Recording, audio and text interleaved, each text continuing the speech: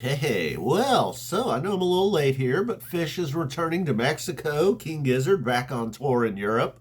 I did do a recap of that first opening King Gizzard show. I've had a couple of people, not many, a couple, two.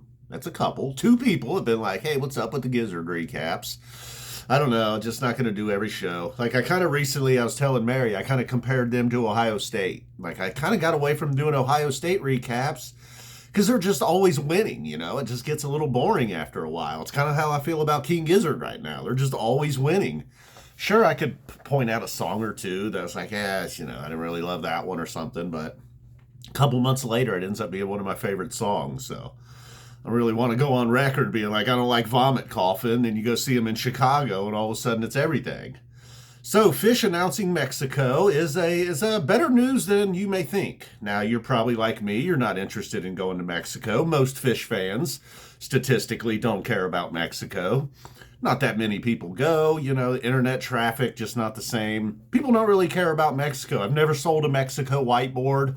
This is just, that's my unscientific process to prove that nobody cares about Phish Mexico. But why is it good news, you might be asking? Because they're not going to end their career in Mexico. We're certainly getting a summer tour.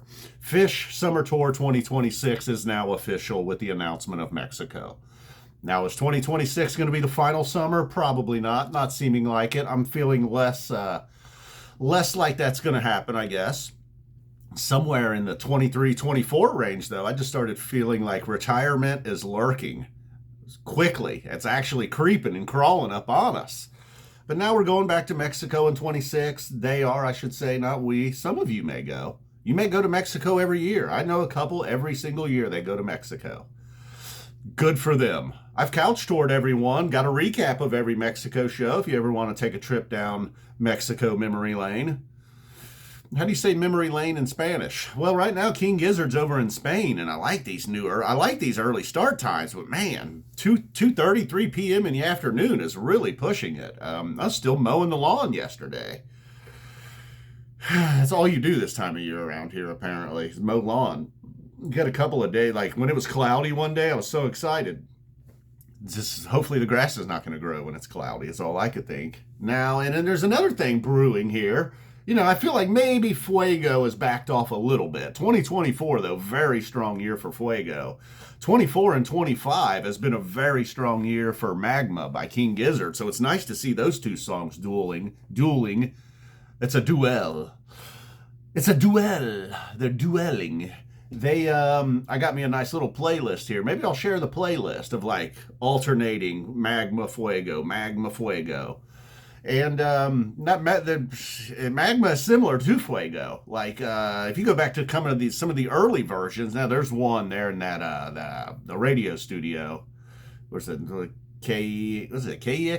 KEXP? That Magma's pretty good. But then there's a few live Magmas maybe floating around on YouTube. Not the greatest. Although Red Rocks 22 was pretty strong as well. Maybe Magma's always been good. Maybe Fuego's always been good. I feel like Fuego started strong, then had a little bit of a lull there in the late teens, and has really picked it back. Can you believe Fuego's like a kind of an old song now?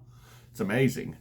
So I don't know. That was just interesting to me. That was my high thought of the day. Like, whoa, Magma's one of their hottest songs right now, and Fuego's one of their hottest songs right now. Whoa.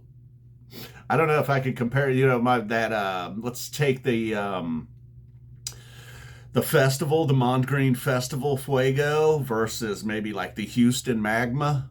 That they're both 11s, all right? I don't know. I don't know if I can pick one that's better. So that's about all I got. And I bet that a lot of maybe that's not true. They've only played 5 shows, but maybe 3 of the 5 King Gizzard shows have opened up with a couple of the big boys in the jam band category. And they've added a few more jam band moves, but yet somehow still not a jam band. I don't know. Now they're playing rock versions of the synth songs. I don't know. There's a lot of jamming going on. Songs that really had never been jammed out before are getting the jam treatment. But then, you sit through a couple of witchcrafts and you're like, all right, they're not a jam band after all. People were fired up in Spain was it Mars for the Rich? People were all fired up about. It's just interesting the different locations, the songs that people loved. I thought we'd get a lot of metal on this European run. Not necessarily been the case. Still been a nice mixture of everything. I guess they're still waiting for the to debut the new stuff, really. We got a little bit of a tease one night, but I guess they're waiting to debut. Also listened to, been jumping back into July 16th, 1994, the Live Phish Volume 2. I feel like it should have been the very first one ever. It is probably my favorite show. It is my favorite show. There is no probablys to it. It consistently remains. It was early on when I started listening and remains still now. Just listen to even the Chalk Dust Torture. Just a song that maybe doesn't get a ton of replay if I'm not going to listen to the whole thing and just pick a song or two. But even that one was just a complete smoker. Everything. The Hood, the Antelope and the Harpua, the 2001, a lot of that stuff. There's an excellent stash and Lizards. It's just got so much. And then if you're into things like Sample in a Jar and Sparkle, it's got that for you. NO2, it's got a little bit of everything. All right. Well, I guess that about does it.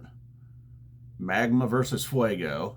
We can't pick a winner. The fact that they are doing Mexico in 26 is great news because they're going to do Summer 26. And I'm just not going to consistently recap King Gizzard shows, I suppose. I don't know why. My whole thing has always been, well, this channel, I just sort of talk about stuff I'm really into. I don't know. Like, they just keep winning. Damn it. Not that Phish is out here losing on a nightly basis. They've been pretty damn good for over a year now. Just about every show. I mean, I can always find something, though, in a Phish show that I'm not real thrilled with. All right, guys. Boom. We're out of here.